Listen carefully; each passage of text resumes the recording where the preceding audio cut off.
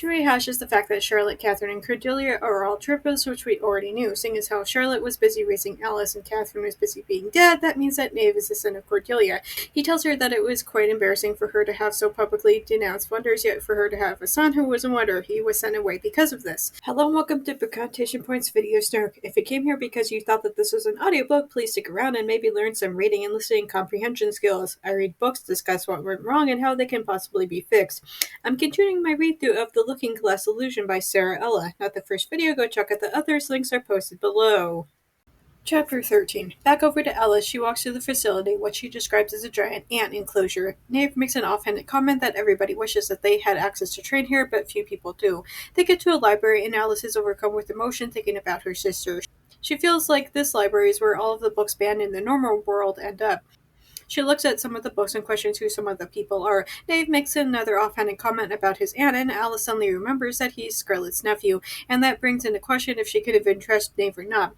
Alice wonders if there's a section for her mother seconds before she finds it. The entire thing is like a shrine to Catherine, and maybe the author thinks that this is a night thing, but it's honestly kind of weird and creepy. Just when I'm thinking I don't know where to begin, Charlotte's words, and not my mother's, come to mind. Start at the beginning, and when you get to the end, stop. I pause for a moment, then reach for the first book on the top shelf. That's not what... Considering that the author clearly thought that they meant painting the roses was the literal act of painting flowers, I can't say that I'm surprised about this. That and Alice is simply this stupid. Anyway, what Alice pulls out was some sort of collection of Catherine's notes. They don't make much sense to her, but she looks through it anyway in the hopes that it would be plot relevant. Finally, she finds a note her mother had penned about how she and Charlotte are trying to convince Cordelia about the realness of Wonderland. Knave and Kit show back up at this point where they explain to her that this is a place that exists outside of Scarlett's control. That these little pockets burst up trying to remind people that Scarlett didn't invent Wonderland and that this isn't even the actual Wonderland. They show her that one of the photos is actually a video. On camera, Catherine explains that she'd originally called it the Wonder Gene because she simply didn't have a word for it. But unlike the genes that determine if you have blonde hair or blue eyes, the so-called Wonder Gene can be changed at will. Much like how people can will the entirety of Big Ben into Wonderland, so too can somebody's opinion on if they are not a wonder be turned on and off. The three of them go into a study room where Kit explains about the triple layer of reality that is the real world, the fake Wonderland, and the real Wonderland. All of this was already covered at the end of the first book with Dina, so this isn't a surprise.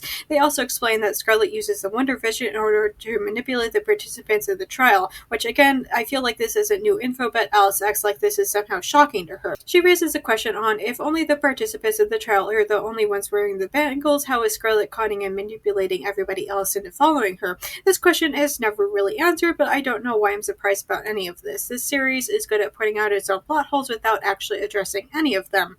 When Alice brings up the Ivory King, Kit says that he doesn't know if such a person exists or not. He goes on to say that no matter the status of the king, he feels like the Wonderland Alice has been experiencing has been nothing more than the actual Wonderland desperately trying to protect itself. Alice asks how they can find the actual Wonderland, and then Blanche shows up. Chapter 14. Back over with Jess, the narration pauses for a second to briefly tell us about what happened to Maddie and Jack. The author doesn't seem to care about this, or else it wouldn't be mentioned in a throwaway line. Ergo, I also won't care. Maddie then explains that she made it to the area before the knight found her and threw her into the cell, that she did some snooping. The building that they're in is the castle keep with the cells on the top, the knight's personal quarters in the middle, and a cellar full of supplies. She thinks that the knight plans to keep them there for a while. But Jack is bursting at the seams and blurts out that Maddie also found chess strategy maps. They think that this knight is one of the missing kids. Chess decides to get his hopes up with the idea that it could be Kit. Maddie and Jack go on to say that they haven't actually seen the knight's face, but he only comes up to put more people in or to take them away. Maddie tells them that Sophia had been there. As Chess sits there, he starts to regain more of his lost memories from his first run through the trial. He's honestly kind of surprised at how much he'd forgotten. He thinks that if he can find Kit, that maybe they can get ahead of everything. My main thing is, why do his plans depend upon finding his missing brother? Around him, the others discuss plans on how to get out of there without ever actually getting anywhere. Finally, the knight comes in and Chess is on the defense. He asks this mysterious person where Sophia is, and he's surprised to learn that it's a woman. After a bit of back and forth, she lets them all out. Downstairs, they find Sophia with a bunch of feathers on her arm. Sophia explains to them that she was hurt and that Aaron put this medicine on her. Jack is kind of disappointed to learn the girl's name since it's so mundane. Erin follows them in and explains that she was normal for the first 18 years of her life. Then she entered Wonderland as a wild card 10 years ago. Jess tells the readers that this was around the time that Charlotte left Wonderland with Alice. They're mostly all stunned at how long Erin has been trapped here. She says that the keep is her prison, but it's not so much that she put them in the cells to be mean, but simply because it's hard to trust people anymore.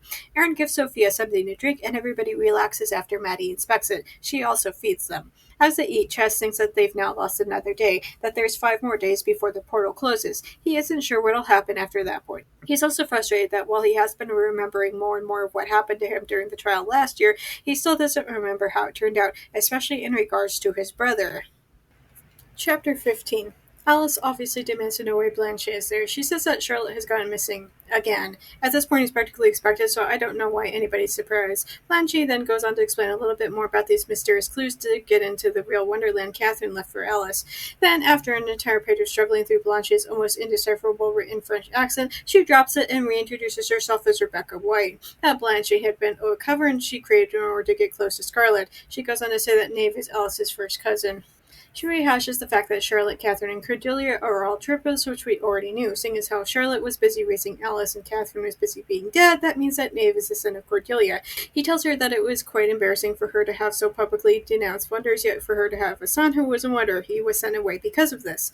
But enough about Knave. Nobody cares about that kind of family drama. Right now, the only important thing is that Alice is apparently the only one who can enter the looking glasses. When we entered this trial, I thought I had no blood relatives who remain. Now I have an aunt and a cousin. So Cordelia is simply chopped liver or what? She is anti-wonder, so forget about her, I guess. Alice and Knave walk through the halls by themselves. He says that he knows she must have a lot of questions, but Alice is so overwhelmed she doesn't know where to begin with all of this. He shows her to her room, which is coded like her room in Heart Palace had been. Inside, he explains that the mirror on the wall is a regular mirror and not one of her mom's. The two of them go out to the balcony where all of the questions explode out of her. How come Knave never realized that Scarlet wasn't Charlotte? Why does the actual Charlotte look like she's in her mid-20s, not mid-40s? And what's the deal with the trials anyway? Knave has answers for none of these questions. Instead, he encourages Alice to rest. But if she can't sleep, she should look in the drawer for niacin. She instead goes to bed.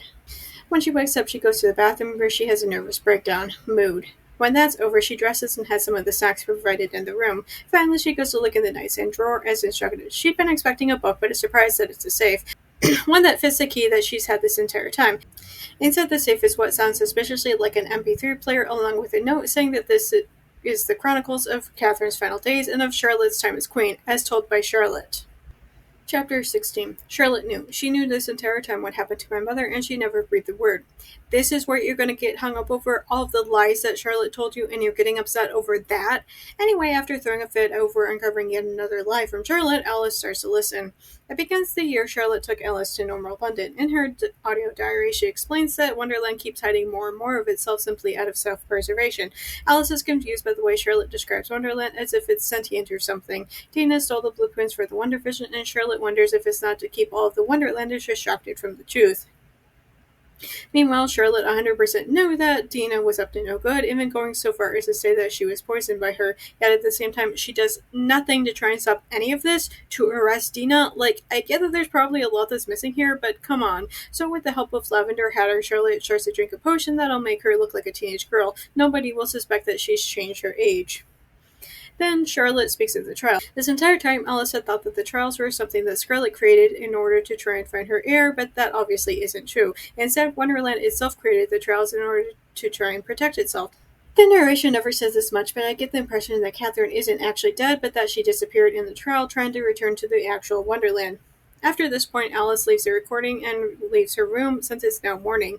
She finds her way to the hospital wings where she's startled by the nurse on duty. The woman looks like the nurse in the simulation she and Willow were trapped in the first book, but upon closer inspection, she's actually not. Willow is physically healed thanks to the tea Maddie had given Alice, but it seems as though she's being kept there for now because of emotional wounds. Alice wonders if it has something to do with the bite, apparently too stupid to realize that going through all of this is going to require years of therapy to unpack. Willow is angry and upset that Alice would have left her there to go back for Sophia, who I'd like to remind everybody isn't in the Webby. But after a moment, Alice realizes that Willow isn't angry at her, but rather this is guilt. Willow then expresses how she feels like she's let Sophia down, and I quote, "I'm supposed to be the strong one." After spending some time with Willow, Alice leaves to go find Nave. As she goes, she ponders the question if she actually trusts her cousin or not. That earlier in the trails, he'd pulled the knife on her. He's been standoffish and rude. She finds him watching cartoons in the atrium, which brings her back to her childhood in the orphanage. He says that when he was young, he'd watch cartoons and wish that he was simply a normal child. This makes Alice think that the more she learns about Charlotte, she realizes that she barely knows anything about her at all.